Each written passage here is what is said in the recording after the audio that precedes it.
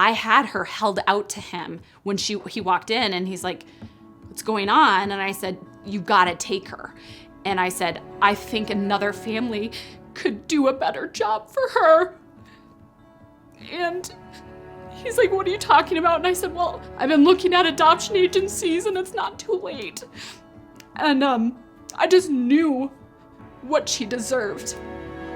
I knew what a good mom would do. And I knew that I did not have that capacity. I was just empty. I was depleted. I was at the end of my rope. Like, this is not good. I'm Sarah Brannon with Through the Night Method. I want to share a story with you today that might offer hope if you are a new parent, or if you're sleep deprived, or if motherhood is not what you hoped it would be. The moment she came, onto my chest, I was so relieved. I remember looking at Jevin and his eyes were just like huge, like, what did he just see? What are we doing? And I saw like responsibility, like I just saw it like come on him, like now it's different. I mean, now all of a sudden, you have this living, breathing thing that you're responsible for keeping alive. And so it's definitely a different responsibility than just, me and Sarah, and now we have this baby that, that we wanted and that we have to raise and take care of and nurture and love and everything. So it's a different dynamic for sure. I can usually figure things out, and I really took to the schedules we're supposed to have and how many diapers per day, and so I'm tracking and I'm pumping and I'm triple feeding and I'm dealing with low supply and healing and everything's going on, and I'm trying to vacuum and I'm trying to keep up with the dishes, and it was just go, go, go, and I just didn't know what that first postpartum period was supposed to be like. I feel like I didn't get a lot of healthy advice, and really quick, within like 2 weeks, I was completely a mess. After the initial excitement wore off and real life set in, it was extremely difficult. We both weren't sleeping. I'm staying up till 1 or 2 so Sarah can get some rest, and then she takes the night shift. So, I'm getting 4 or 5 hours of sleep. I struggled through it. I know Sarah struggled through it. There were some times where we second-guessed our decision even about if we did the right thing.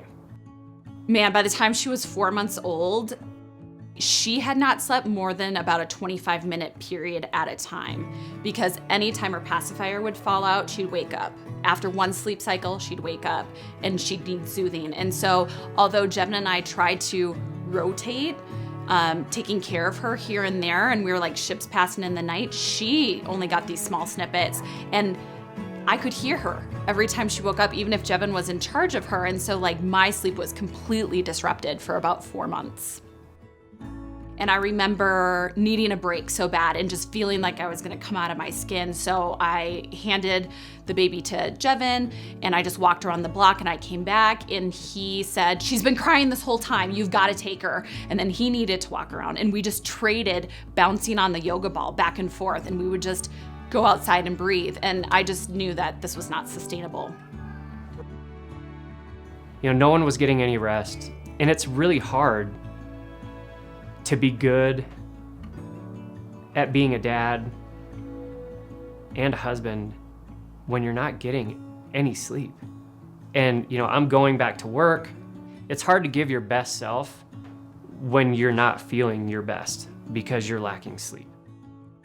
To me, it's like not a shock that sleep deprivation is a torture tactic. Like, we tell these new moms, you're gonna be sleep deprived, like enjoy every minute, snuggle that baby. And nobody is realizing that there's like a physical, mental hell going on when you are not sleeping.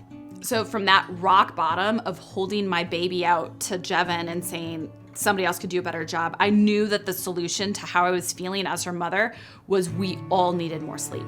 That was essential. So I was on a mission to figure out baby sleep. I am educated. I have this savant skill of indexing information. So I read everything on the topic. I have 20 of the most popular sleep books in my library, and I read them cover to cover, and I figured out that there are these 5 major steps that each baby needs to go through in order to sleep through the night. And I ended up helping friends with it when it wasn't even a program yet. And, colleagues would ask me, how did I do it? And then when Joey came along, my second baby, I was able to practice again. And I realized there really are these 5 stages. And why aren't we teaching the families the 5 steps?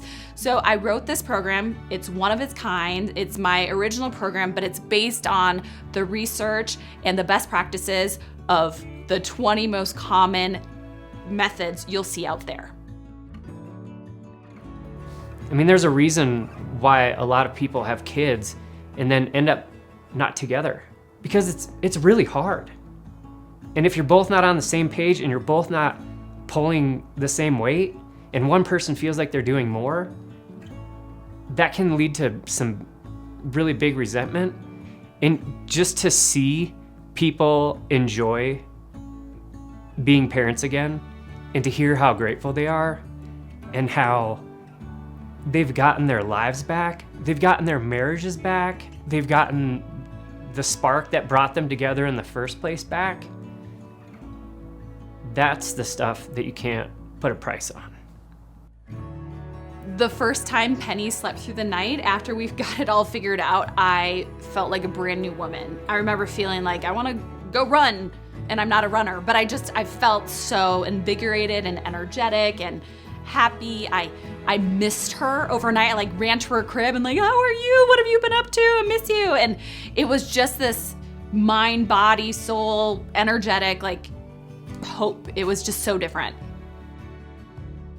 It might be that you relate to my story and you've questioned your decision to have children now that sleep is so hard, or you can't figure it out, or you don't feel like there's any help, or maybe you relate to one of those other families or all the dozens of other families I've worked with that just want more joy and less crying in their house. And I promise it takes just a few nights and a few simple steps to really understand what's going on with baby sleep. So if you can't remember the last time you slept for 5 hours straight, you've got to reach out. There is help. There is a simple 5-step method to figure out baby sleep for you and your family. You can call me. You can get on my schedule 24 hours a day and ask your biggest questions, and I'll give you my best advice. We'll go from there, and we'll get you and your baby sleeping through the night.